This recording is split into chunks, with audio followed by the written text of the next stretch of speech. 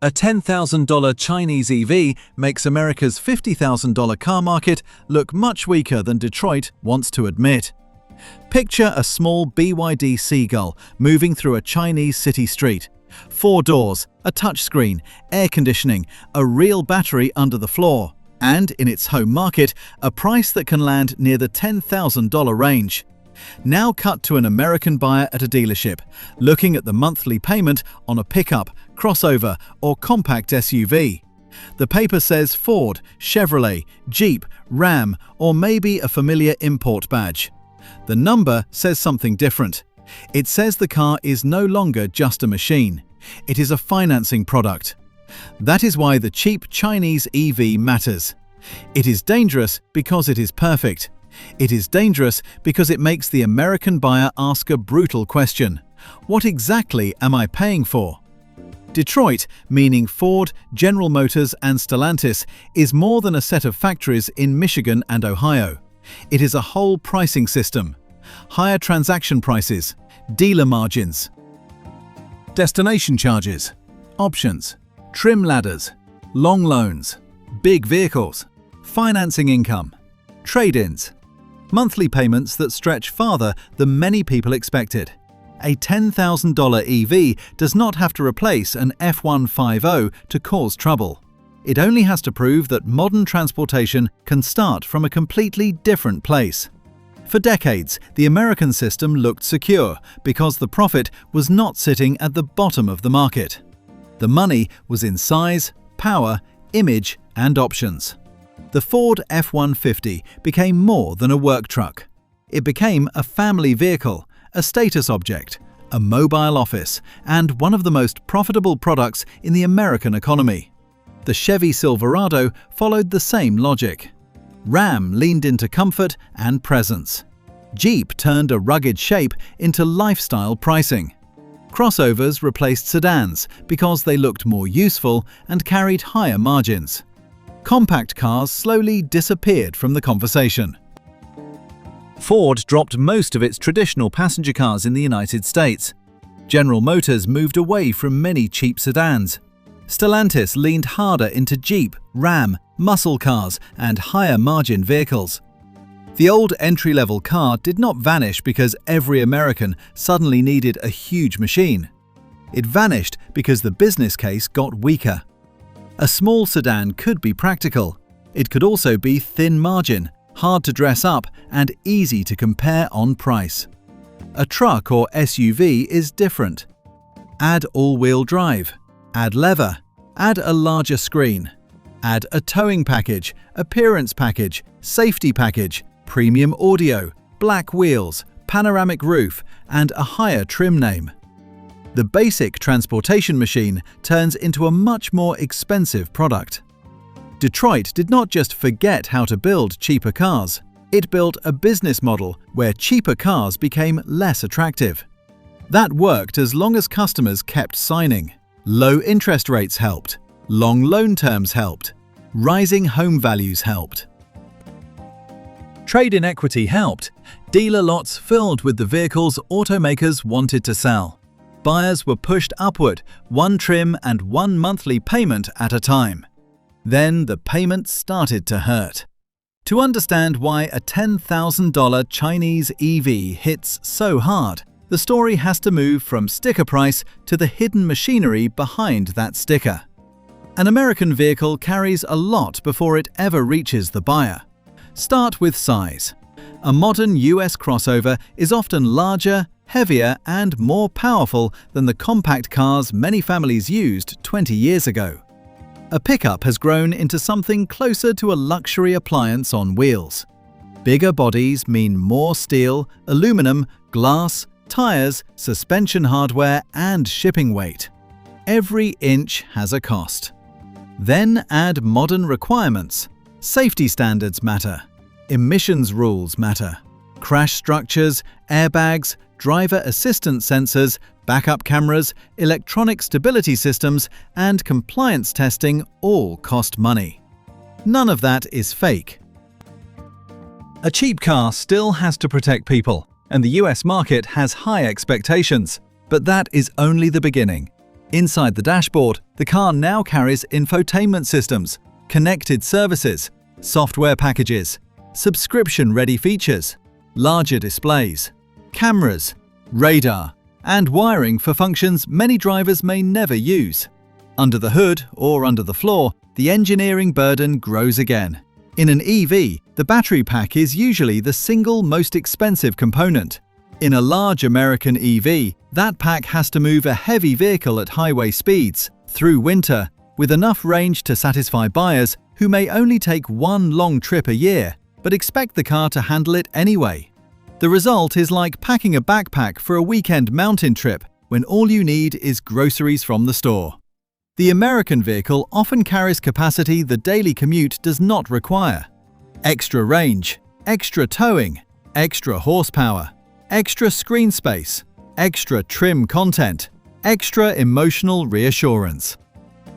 Some of it is useful, some of it is insurance against a situation that rarely happens. But the buyer pays for all of it.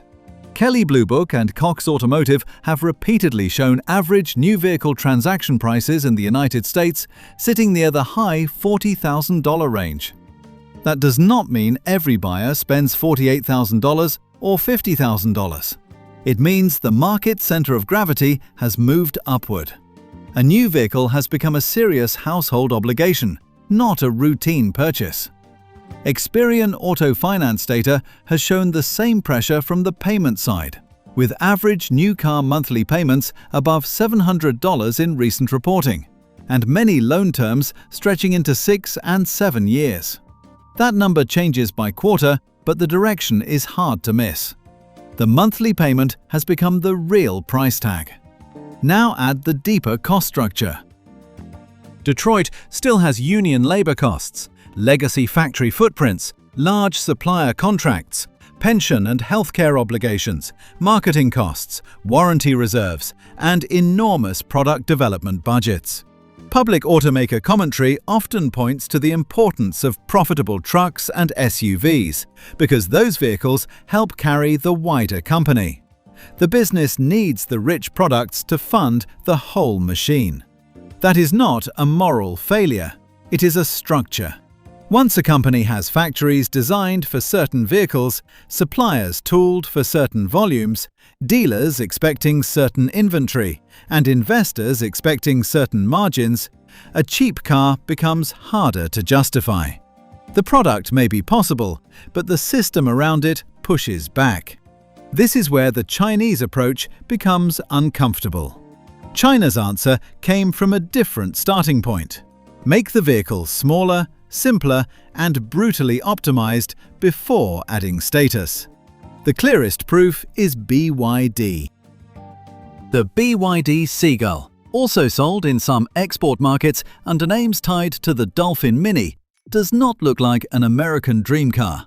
It is a compact city EV. It is not built to tow a boat. It is not built to cross Montana at 80 miles an hour in freezing wind without a charging stop. It is built around the kind of driving millions of people actually do every day. Commuting, errands, school drop-offs, short trips, city parking, and local delivery. That sounds modest. The price is the shock. In China, versions of this kind of car have been priced around the $10,000 range, depending on trim, exchange rates, market timing, and local conditions. Even if the exact number moves, the signal is clear. BYD has shown that a usable battery electric car can exist far below the price Americans have been trained to associate with EVs. The reason is not one trick. It is a stack of cost decisions. BYD is not only a car company. It began as a battery company, and that matters. Batteries are the expensive heart of an EV. If a car maker buys cells from outside suppliers, pays supplier margin, designs around someone else's pack format, and then tries to protect its own margin on top, cost builds layer by layer. BYD compresses that stack. It makes batteries, power electronics, motors, and many core components internally.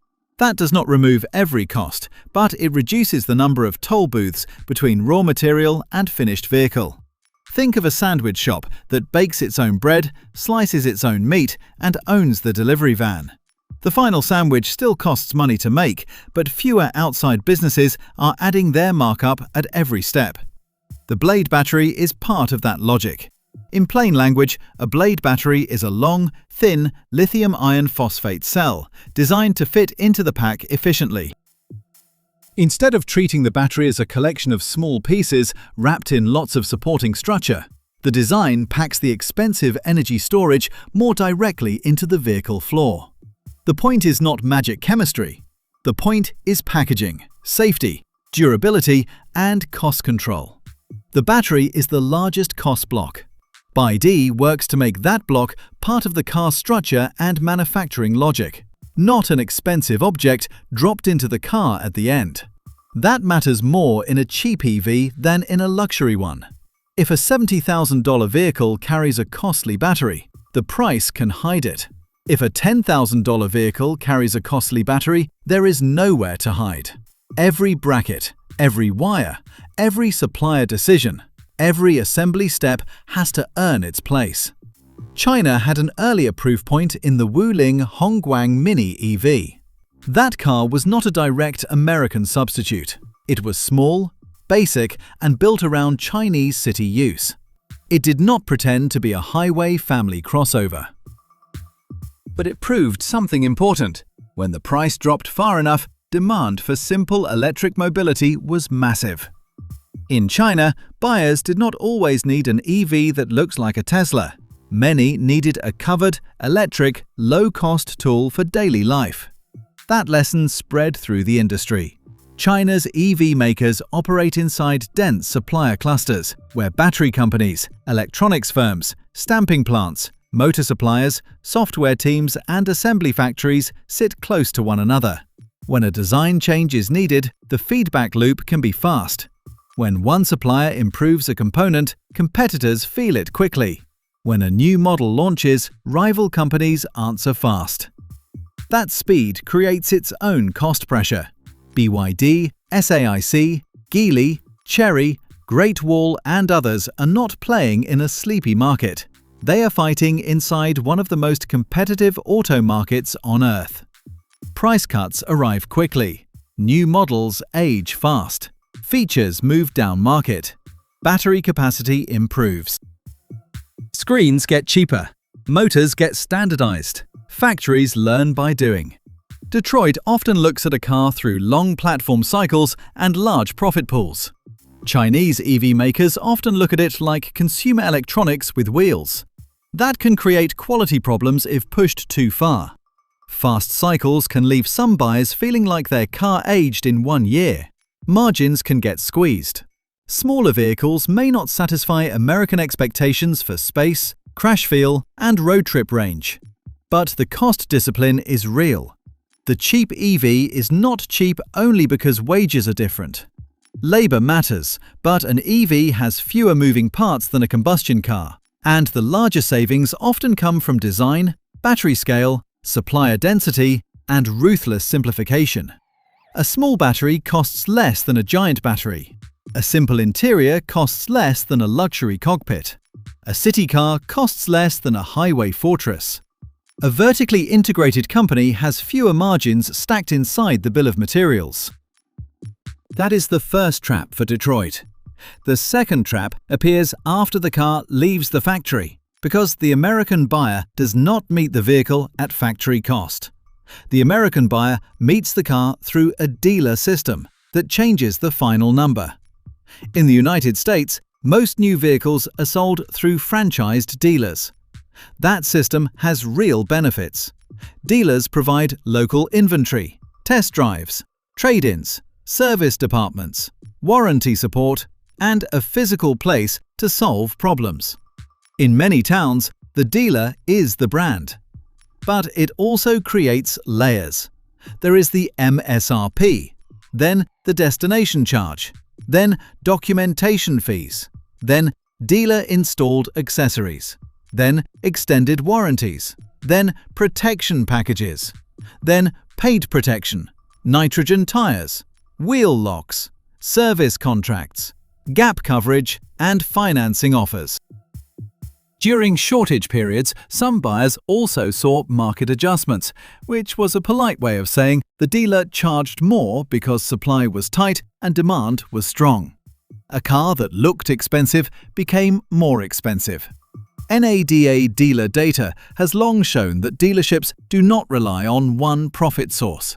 New vehicle gross profit, used vehicles, parts and service, finance and insurance products, trade-in spreads, and manufacturer incentives all matter. The store is not simply handing over a car. It is managing a transaction with many doors where money can move. The finance office is one of the most important doors. Many buyers do not walk in asking for the final purchase price first. They ask what the monthly payment will be. That changes the conversation. A dealer can stretch the term, adjust the down payment, change the trade-in value, move the interest rate, or add products while keeping the monthly number close to what the buyer thinks they can handle. The car becomes a payment product.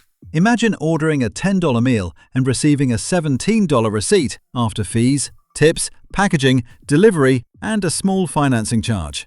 Now stretch that receipt across 72 or 84 months, add interest, and attach the buyer's ability to get to work. That is the emotional shape of the American car transaction for many households. Experian has reported average new car loan terms commonly around 6 years, with many buyers going longer. Average new car payments have been reported above $700, and average loan balances have risen with vehicle prices.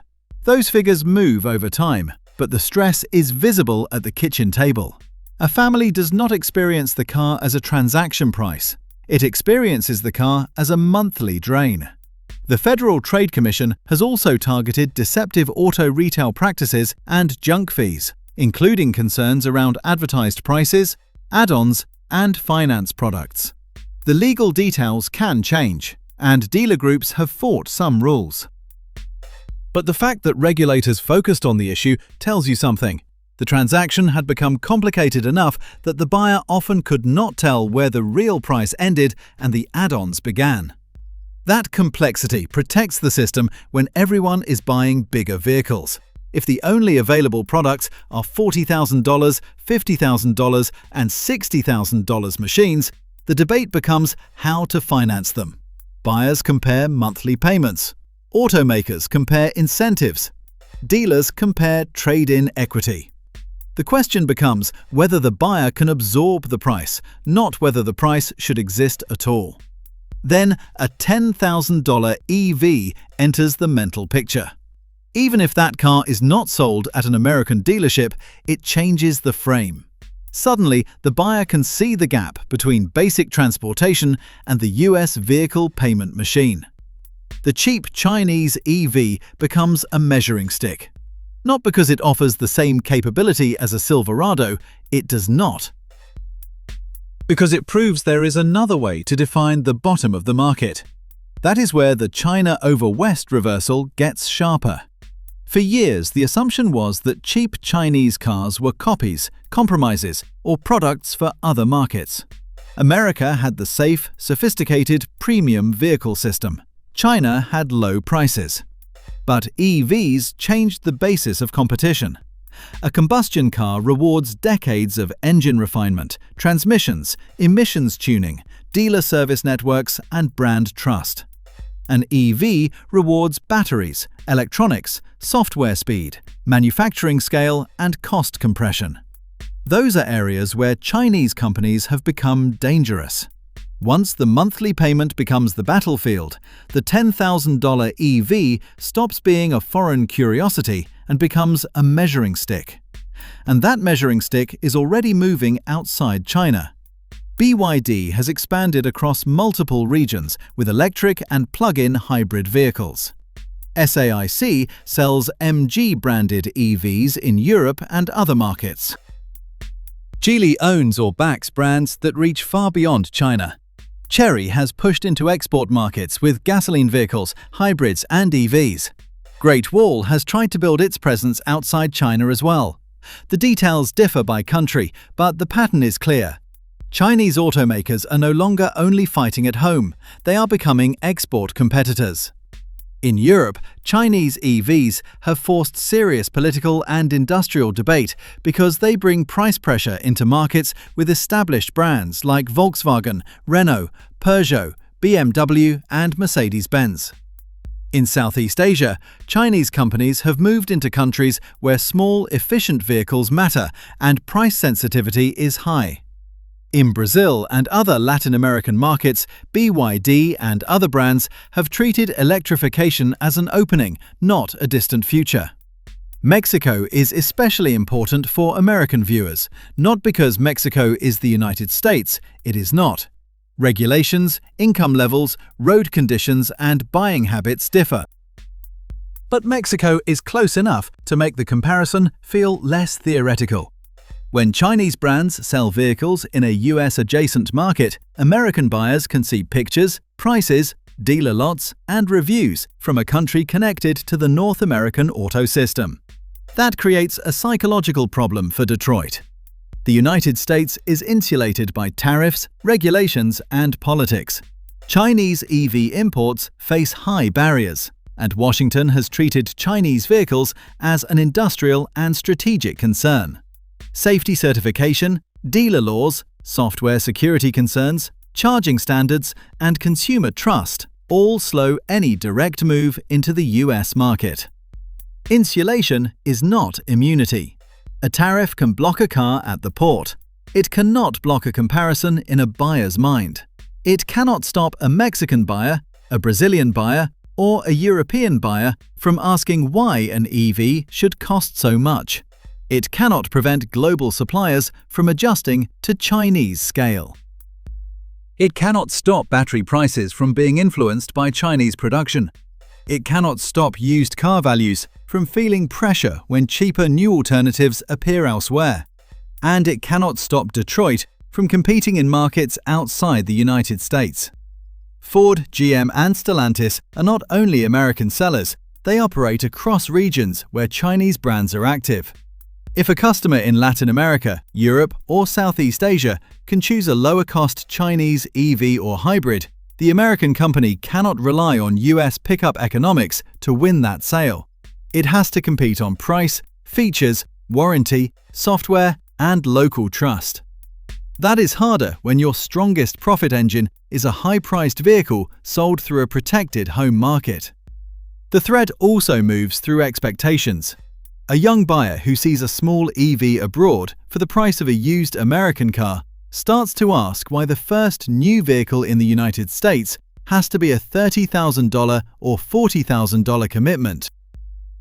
A delivery company looking at last-mile routes asks why every electric van or small fleet vehicle needs premium pricing. A retiree who only drives locally asks why highway range should dominate the entire purchase decision. A family thinking about a second car asks why every vehicle has to be road trip sized. Not every buyer will act on those questions, but once asked, they are hard to erase. This is the real Detroit problem.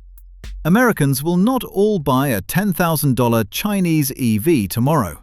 Most cannot, and many would not want one. The larger risk is that the global definition of a normal car price starts moving. When that happens, the US market begins to look protected rather than naturally expensive. Detroit still has powerful advantages. Ford knows full-size trucks in a way BYD does not.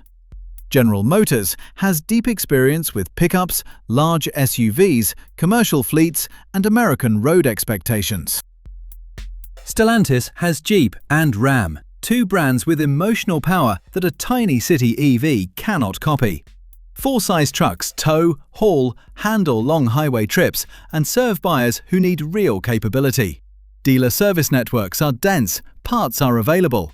Brand trust matters when a vehicle is expected to work for 10 or 15 years. American buyers also have different expectations. They drive longer distances than many urban Chinese buyers. They face interstate speeds, winter weather, large families, suburban parking, and a culture built around road trips. Crash expectations are high. Comfort expectations are high. A cheap city EV with a small battery is not a direct replacement for a crew cab pickup, a 3-row SUV, or a contractor's work vehicle. That concession matters. A $10,000 Chinese EV does not make the F-150 useless. It does not erase the Silverado. It does not prove every American vehicle is overpriced by $30,000. Some cost is real. Safety costs are real. Range costs are real. Labor costs are real. Distribution costs are real. Warranty support is real. The US market cannot be copied from a Chinese city street and pasted onto an American interstate. But that does not remove the threat. The cheap EV attacks the bottom of the market, and the bottom of the market is where future loyalty begins. Entry-level buyers used to start with an affordable new car, build a relationship with a brand, then move up as income rose. If that first rung disappears, loyalty breaks before it starts. A young buyer priced out of new Detroit vehicles may buy used, then used again, then maybe a Tesla, then maybe a Chinese brand vehicle in another market, or a low-cost EV from a non-Chinese company that learned from Chinese pressure. The exact badge matters less than the broken ladder. Detroit's missing first rung is not only a sales problem, it is a memory problem. If your first car was a Ford, Chevy, Dodge or Jeep, that brand lived inside your life. If your first new car is unreachable, the brand becomes something you see in ads, not something you own. Over time, that changes the emotional map of the market. Cheap Chinese EVs also pressure urban second cars. Many households do not need every vehicle to tow, haul, and road trip. One vehicle may need to do everything. The second vehicle may only need to commute, run errands, and park easily. A low-cost EV is ideal for that role. If American automakers cannot offer one profitably, somebody else eventually will. Then there are delivery fleets. Local delivery does not require a luxury interior. It requires low operating cost, predictable range, easy charging, and a price that makes fleet math work. Chinese EV logic fits that problem well. Even if US policy blocks Chinese-branded products, the pressure remains. Fleet buyers will ask every automaker why a simple electric work tool costs so much. Used car pricing is another pressure point. When new vehicles are expensive, used vehicles hold value. That helps trade-ins and supports the whole financing cycle. But if low-cost new EVs become available in enough markets, the ceiling on used prices changes. A buyer comparing a used gasoline compact with a new low-cost EV will ask different questions. That comparison can move through the market even before the exact Chinese model enters the United States. The most dangerous part is psychological. For years, Americans were told that modern EVs had to be expensive because batteries were expensive, software was expensive, safety was expensive, and new technology always starts at the top. There was truth in that. Tesla began at the premium end. Legacy automakers launched many EVs as expensive crossovers, trucks, and luxury products. Dealers treated scarcity as pricing power. The $10,000 Chinese EV breaks the spell. It says an electric car can be a simple appliance, not a status symbol, not a tech trophy, not a luxury experiment. A transportation tool. That brings the story back to the opening number, because $10,000 is not only a price, it is an accusation. It accuses the American market of confusing capability with necessity. It accuses automakers of abandoning entry-level buyers because the margins were better elsewhere. It accuses dealers of turning transportation into a complicated payment maze. It accuses policymakers of protecting consumers from foreign competition while also leaving those consumers trapped with higher prices at home. And it accuses buyers, gently but directly, of accepting bigger vehicles and longer loans as normal. Again, some of the American price is real. A safe, durable, highway-capable vehicle with dealer support and long-range performance cannot be built for pocket change. But the Chinese counterexample forces a separation between real cost and system cost. That distinction is the whole story. On one side is a compact Chinese EV rolling out of a battery-integrated supply chain built around a smaller pack, dense suppliers, fast manufacturing cycles, and a ruthless definition of daily transportation. On the other side is an American crossover or pickup carrying trim inflation, dealer fees, financing products, larger size, longer range expectations, and a payment that may follow the buyer for most of a decade. Tariffs can block the car, they cannot block the comparison. The old assumption was that expensive vehicles were the unavoidable cost of modern safety, technology, and electrification. The better answer is more uncomfortable. Some of that cost is unavoidable. Some of it is the result of choices made by automakers, dealers, regulators, lenders, and buyers over many years. A $10,000 Chinese EV exposes those choices because it starts from the opposite end. It does not ask how many features can be added before the buyer gives up. It asks how much transportation can be delivered before the price climbs out of reach. That is a different question, and once a market starts asking it, every expensive vehicle has to defend itself more clearly. Detroit can answer, but the answer cannot be a press release about affordability attached to a $42,000 crossover. It would have to be a real product strategy.